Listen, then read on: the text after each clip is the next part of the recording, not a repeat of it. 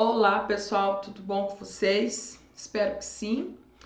Então, nós vamos retomar aqui aspectos da parte teórica que nós temos trabalhado, especialmente da nossa aula sobre a segunda parte, né, do módulo O Preço da Incerteza e os Recursos da Esperança, na qual nós colocamos ali um desafio para todos nós, me incluo, né, junto com vocês nesse desafio, que é pensar uma abordagem ética capaz de certa forma, nortear ou pelo menos nos orientar diante desse tempo que parece em colapso, certo?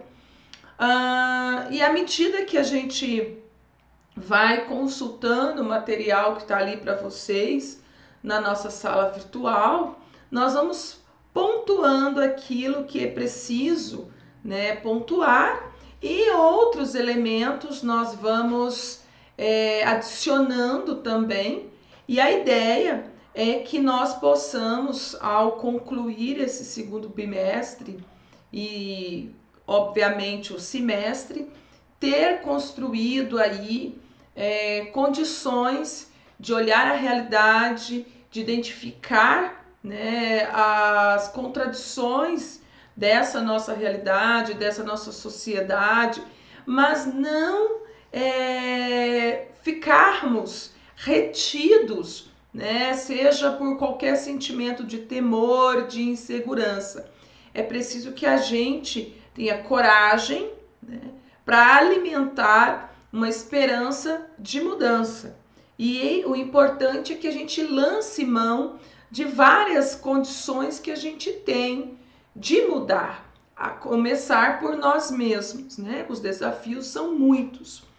Então, eu deixei ali para vocês algumas observações do filósofo que eu já comentei com vocês em outras aulas, que dá aí importantes colaborações no campo da filosofia política e também da psicanálise, né? O Erich Fromm é um filósofo que vai se debruçar sobre a angústia do ser humano envolto de uma sociedade delimitada pelas relações econômicas essas que fogem a nosso controle. Por quê? Porque nós não temos, né, o controle à medida que essas decisões cada vez mais fica a cargo de pequenos grupos, seletos grupos, que muitas vezes nós não temos a mínima ideia de quem são esses sujeitos.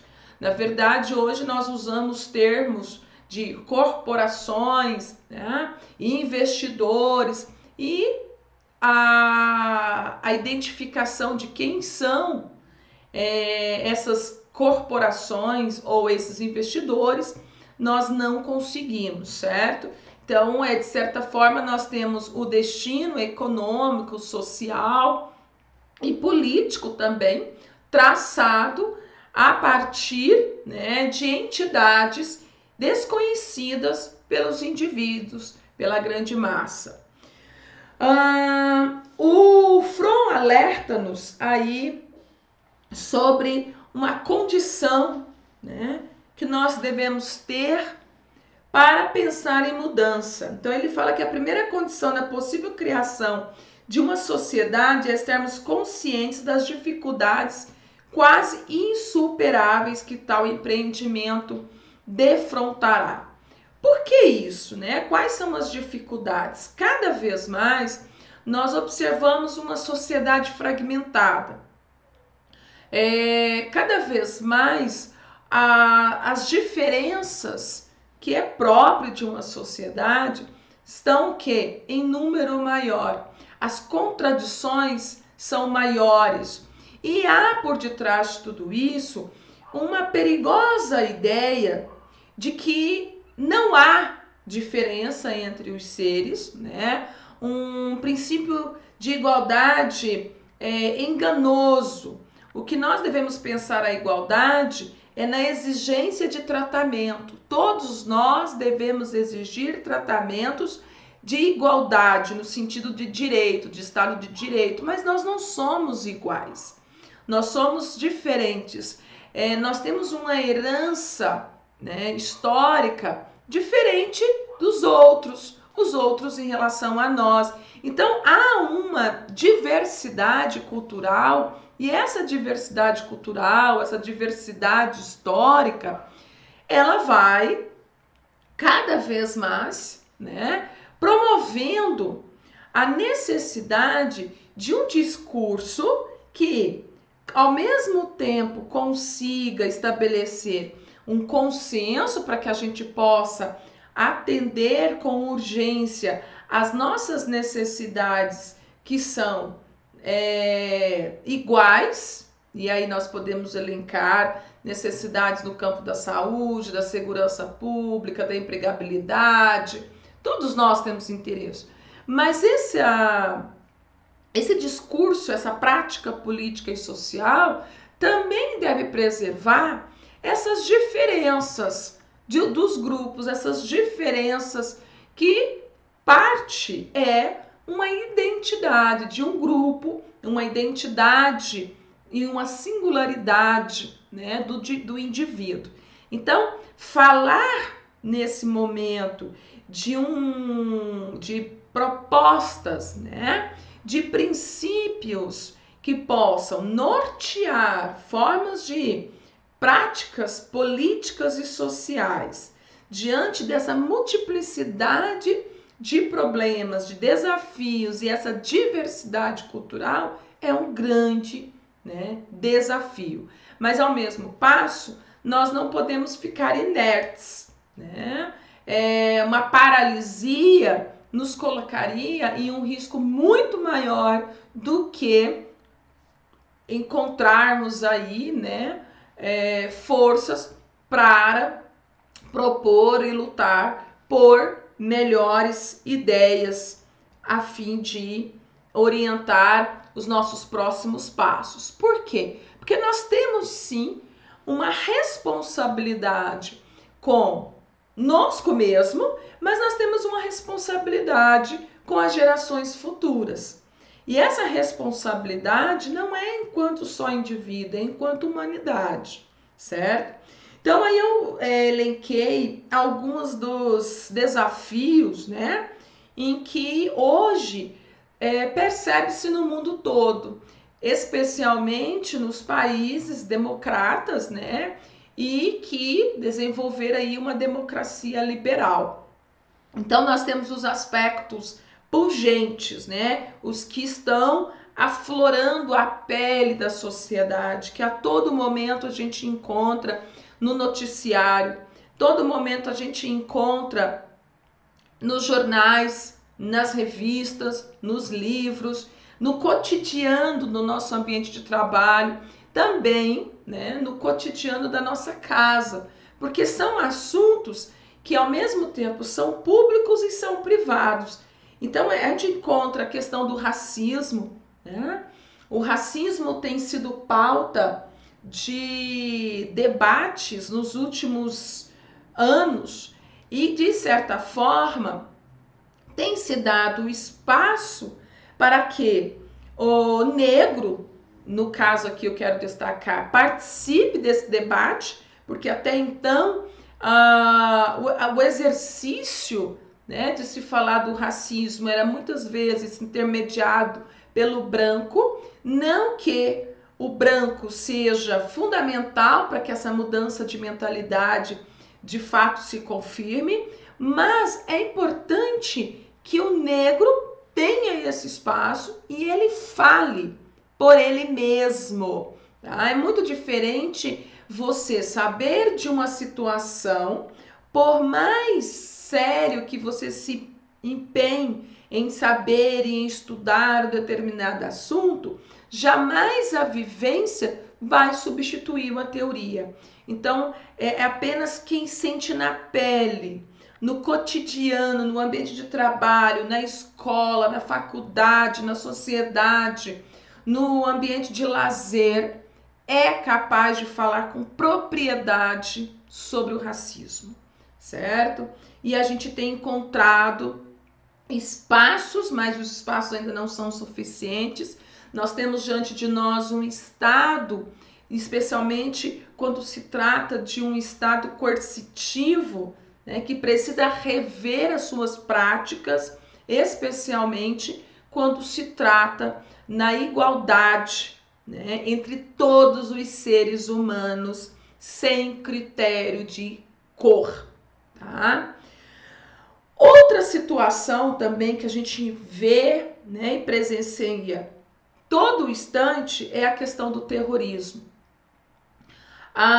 O terrorismo antes parecia algo muito distante de nós, quando nós compramos, né, uma visão ocidental do terrorismo fazendo como uma prática do Oriente, mas nós percebemos que não. E que essa prática também é devido a algumas, né, é devido a reações de algumas decisões do Ocidente. Então o terrorismo ele já está fazendo parte do nosso cotidiano e infelizmente, como ele entra no nosso cotidiano, às vezes nós não conseguimos identificá-lo, porque habita na ideia do terrorismo a questão de eliminar o outro pela sua diferença, que aí eu entro, né, na questão aí da xenofobia, e isso vai alimentando também a necessidade de pautas identitárias, mas que muitas vezes são postas de um modo, né, não incorreto. Eu digo isso porque nós devemos aprender a fazer esse discurso identitário também, para que não colaborar com a violência. É uma exigência, né, quando nós falamos sobre a questão de igualdade de direitos para todos, isso inclui a minoria, que são os indivíduos que possuem pouca representatividade na sociedade, mas essa prática tem sempre ser vista como um modo de inclusão, de igualdade, de empatia, e essa ideia de nós contra eles e eles contra nós é sempre uma ideia de exclusão.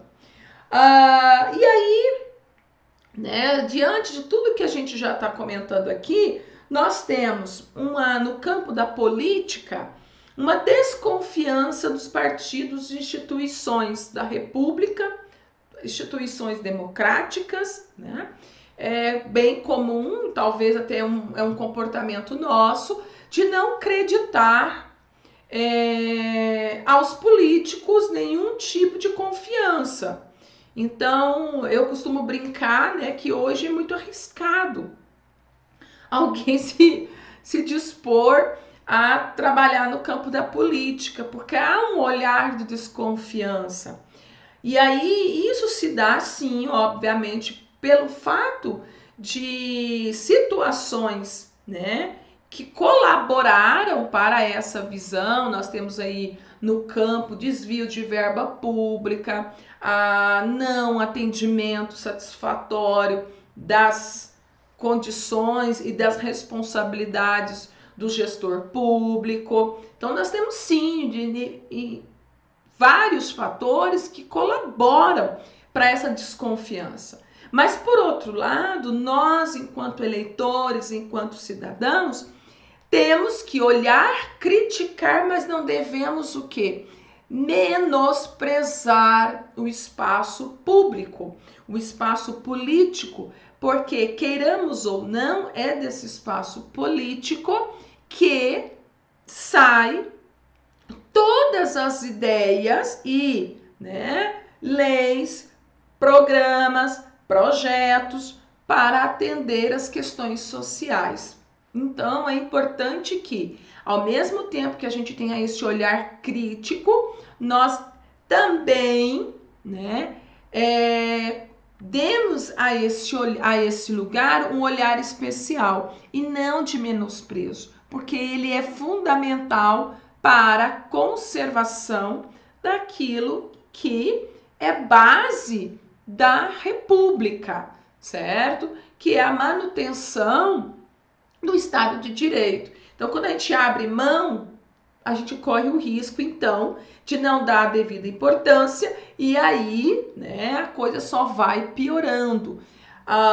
Então eu não devo fazer críticas ao Estado? É claro que deve.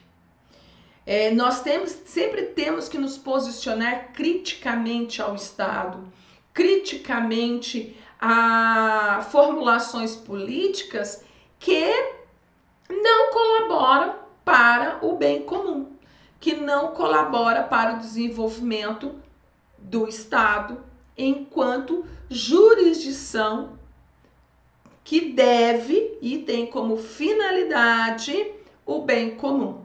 Então, é fundamental que o cidadão tenha consciência da sua posição crítica, né? Então, é fundamental essa história que a gente ouve muito, não ter político como estimação. Claro que a gente não deve ter político como estimação. A gente deve ter como estimação o Estado de Direito, a República e a democracia, certo?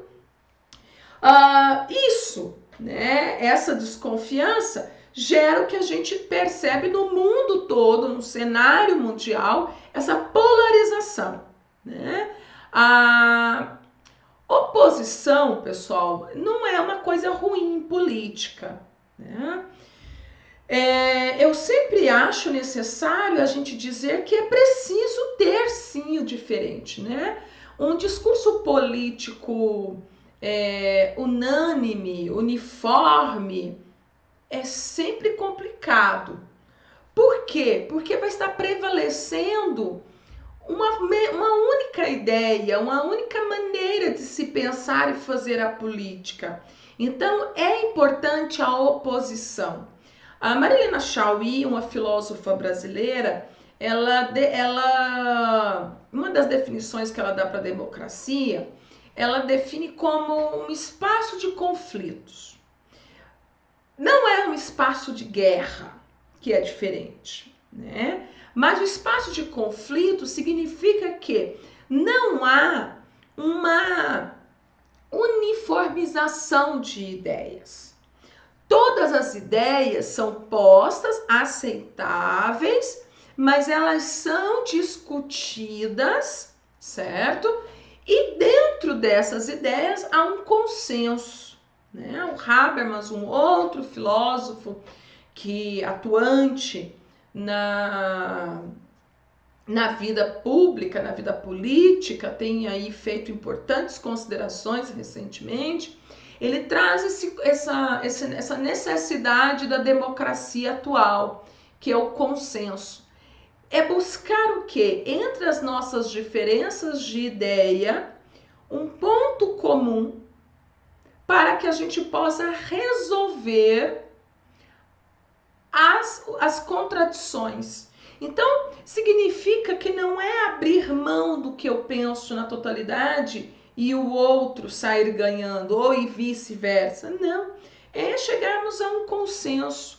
Até onde a minha ideia, ou a ideia do meu grupo, é suscetível de ser modulada e a outra ideia também é suscetível de ser modulada para que a gente possa planejar, né, algo diferente e que possamos resolver muitas das nossas situações, né, muitas das nossas crises. Então, nós não ganhamos com polarização. Com a polarização, não, porque a polarização fica né, como se fosse dois grupos cheios de razão e nenhum cede, certo? E o papel de um é atacar o outro e vice-versa. E aí a gente fica, né, muitas vezes a gente percebe isso nas redes sociais, que eu tento justificar o erro que o um está apontando para o meu grupo de ideias, a partir de um outro erro daquele que está me apontando. Então eu fico assim como briga de irmãos. E não chegamos em lugar nenhum. Então, o âmbito da política tem que levar em conta a maturidade, a autonomia, a livre discussão de ideias, para que a gente possa manter nossos posicionamentos, mas que nós possamos também, né, conseguir dialogar. É necessário o diálogo e só pelo diálogo a gente consegue resolver essa situação, né, de colapso que a sociedade parece estar vivendo agora. E aí eu coloquei outros, né, elementos aí que vocês podem perceber que nós temos no quadro, né? Essa oposição polarizada, ela é alimentada por essa questão de um lado os progressistas, do outro lado os conservadores. Não há problema nenhum em ser conservador e ser progressista, mas ambos com certeza têm projetos com finalidades comuns. Ambos têm projeto para a segurança pública, ambos têm projeto para o aumento da empregabilidade, ambos têm projetos para a educação.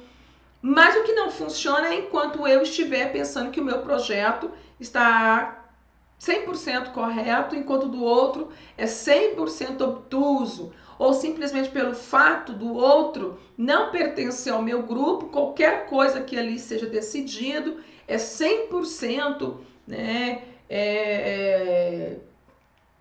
impossível de dar certo. Então é preciso que a gente desenvolva essa maturidade. Aí vem os desafios, né, para a gente conciliar essa agenda, tá? Porque ao mesmo tempo que a gente tem essa polarização, aquilo que nós temos, né, a dificuldade do diálogo, e nós ficamos, então, por ser difícil o diálogo, paralisados. Então eu não vou, né, me posicionar, eu não vou agir, eu não vou dar a minha opinião, eu não vou trabalhar em função desse projeto, porque não é o meu grupo que pensou. E aí nós vamos cada vez mais, né, caminhando rumo a esse abismo do colapso, certo? Então nós temos os desafios de conciliar agendas. Eu coloquei aqui para nós 5 tópicos, né, sobre essa agenda. Então eu dei uma enxugada, né, que os desafios são muitos, né?